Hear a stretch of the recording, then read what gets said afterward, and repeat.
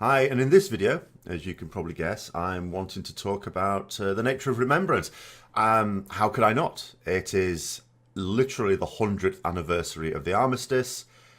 The First World War ended on the 11th of November 1918, and here we are 100 years later. And what I want to talk about, particularly how it works in the UK, but as you can probably guess, I'm also going to be discussing a couple of things involving the United States here as well. First of all, we usually get the odd little mini row in Britain, which always seems a bit strange to me, over the issue of poppies, which, is more of a sort of British and Commonwealth thing, really. It's a symbol to remember the fallen, particularly in the First World War, of the British Royal Legion. Because I think, unlike any other war, there was something very strange about the First World War in that, for me, it made no sense. Other wars you can understand it. It's born of greed.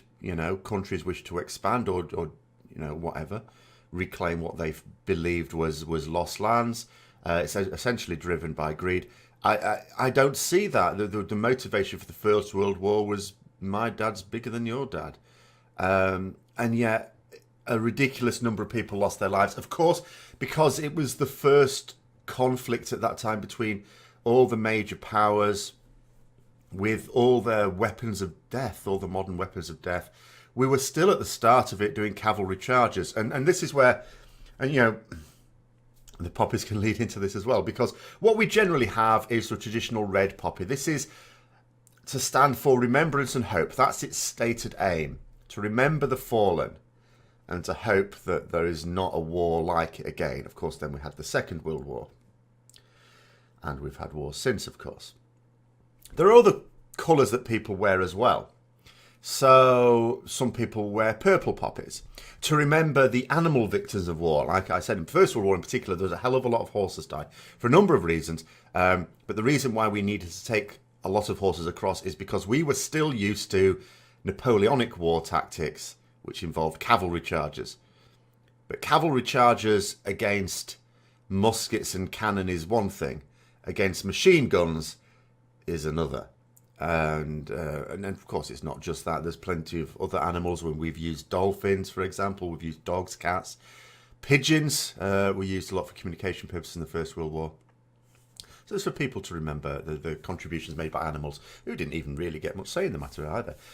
There's black poppies that some people do to remember those from African, black and Caribbean communities who, of course, would have fought in these wars at times when they were not considered first-class citizens along with white communities. So people would not have even shown the same level of appreciation for it if they showed any at all. So it's particularly to remember those who were fighting not even for any plaudits, really. And then there's the white poppy. The white poppy is the one that does attract the most criticism. But it's for people who feel that the red poppy glorifies war. Now, there's a couple of misunderstandings about the red poppy. So I don't agree with that at all. And many don't. But the fact of the matter is they still wear it. They are still remembering the fallen. They're still showing due reverence, I do apologise, for those who have fought and given their lives in wars. And I think that's what's most important, because at the end of the day, the poppy, whichever you wear, is a piece of paper fastened to a piece of plastic. And I don't think it makes any difference whether you don't wear one, but by your deeds, wish to help out those who have either fought and died, help out their families, or those who fought but still need some help. One thing that broke my heart this week, and we see all too many stories of a similar nature to this, veterans of wars in whatever country who are not even then taken care of by the country, and there was a story this week. We have another little black spot on our name in Britain, which is roundabout in this past week we celebrate Bonfire Night, which is another, in many ways, has its roots in a sense of patriotism, I suppose. But fireworks came into it at some point, and you get kids doing stupid things with fireworks. And there was a case this week of a veteran who was assaulted with fireworks, and he was also homeless.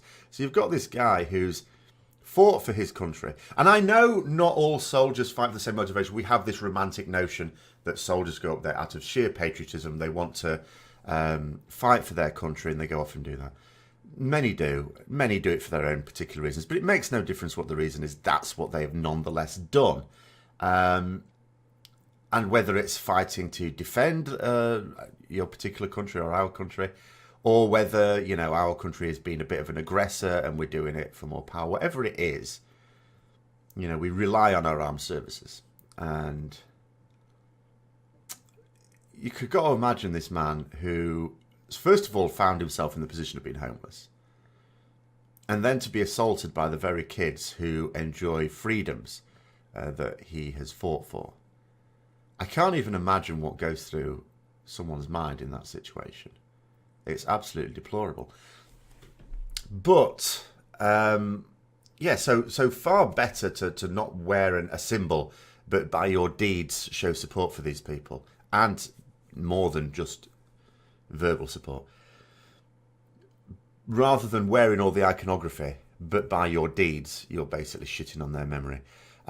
Just before I get onto that one, there is another little situation we often get into a little bit of trouble with in Britain, because round about the time of Remembrance Day, occasionally, it hasn't happened this year, but occasionally one of our football teams, our national football teams, will be in action.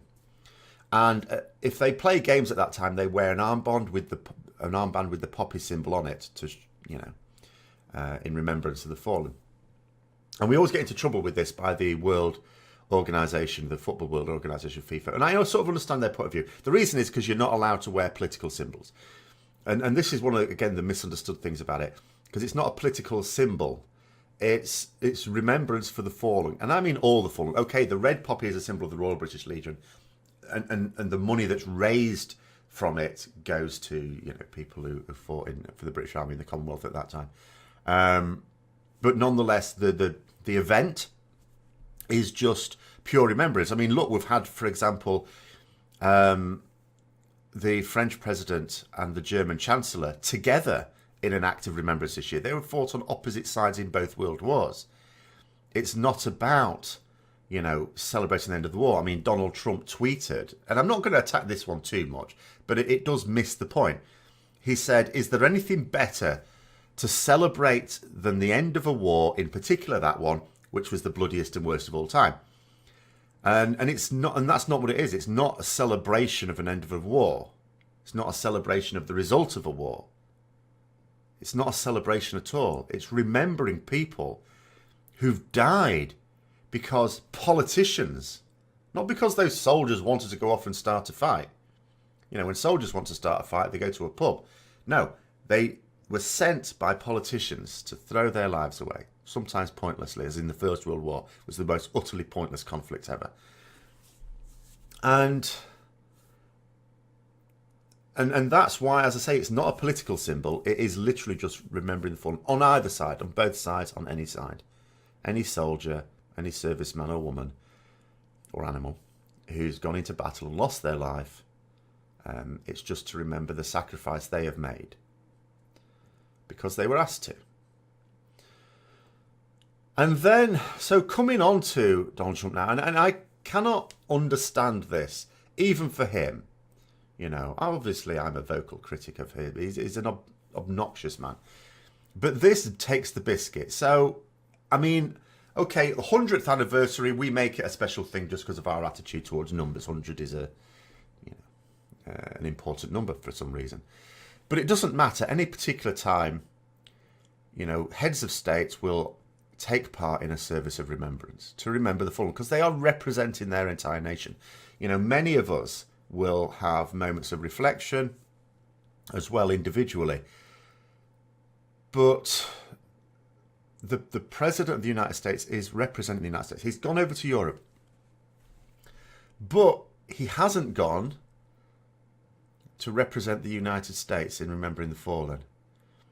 He was supposed to go to a cemetery at Belleau, which I'm not terribly familiar with, I'm sorry, but it's very important to Americans. It is the scene of a very bloody conflict involving the US Marines at the end of the First World War and there's a large cemetery there to the fallen US soldiers, which Donald Trump was supposed to go and visit. And he hasn't. And why? Because it was raining.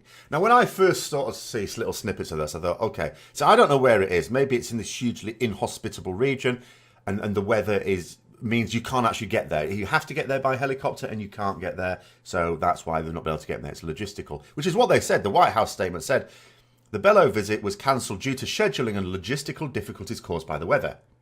But it's not actually true, because there are representatives of the US government there, just not the president. So it's possible to get them there. It's not, it is just rain. That's all it is. It was possible to get senior dignitaries of the United States government there, who are there now paying their respects, just not the president. So it's absolutely not caused by the weather.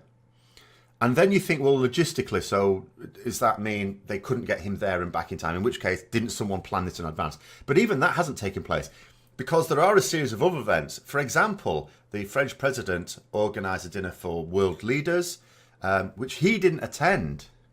So it's not even like he had something else to attend. And even if, he had, I would still say that's less important than going to a site that is important to the American military.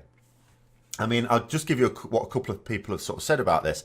So the grandson of Winston Churchill, for example, what he said about it, Nicholas Soames, he tweeted, "They died with their face to the foe, and that pathetic inadequate couldn't even defy the weather to pay his respects to the fallen." And I can't even imagine what reflection this is showing on the American people and what the American people must think about it. Because when you think about it, so Donald Trump supposedly is a Republican president and he has a lot of Republican support. He was given the Republican nomination, all the rest of it. And you think, what are the features that I associate with Republicans? Why do they like him so much? On the one hand, Republicans tend to promote what you would call conservative values. So that's fiscal responsibility. Yet when you look at it, whoever is in charge, whichever Republican president is in, always massively increases national debt, and Democrat presidents always reduce it. So that's not right. Family values. What has he done? He has instigated a heinous policy during his presidency of ripping families apart, and in a permanent way, in a way where you could never bring them back together.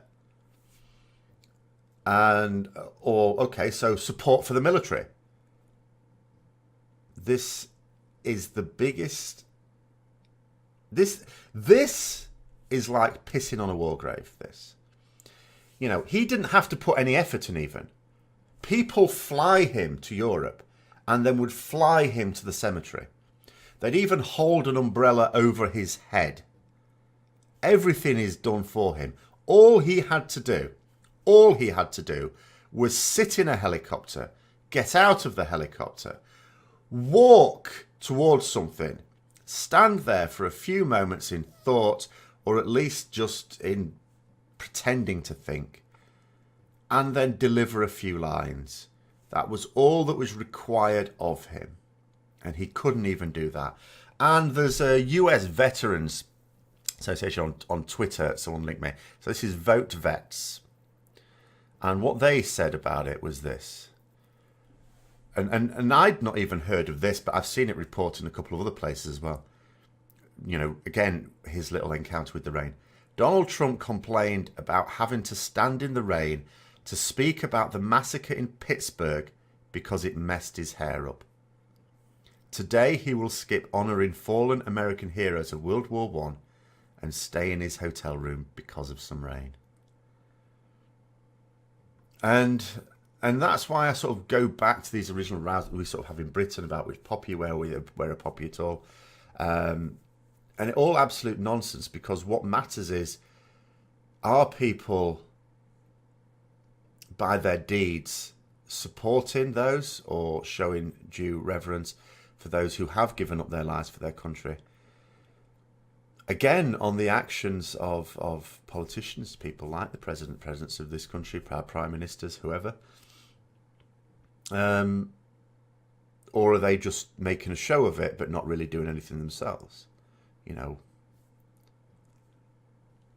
But I at the moment, I feel, I cannot help but feel absolutely appalled for the American people, who have lost so many. So they lost so many soldiers, like many other nations did. And on the 100th anniversary, their representative in chief, their commander in chief, could not even stand in the rain to represent their nation in an act of remembrance. Cannot even imagine what that'd be like. I cannot even imagine what I would feel if our Prime Minister ever did anything like that. But anyway, I will leave it there for now. Let me know what your thoughts are in the comments below, of course. And until next time, I'll see you later.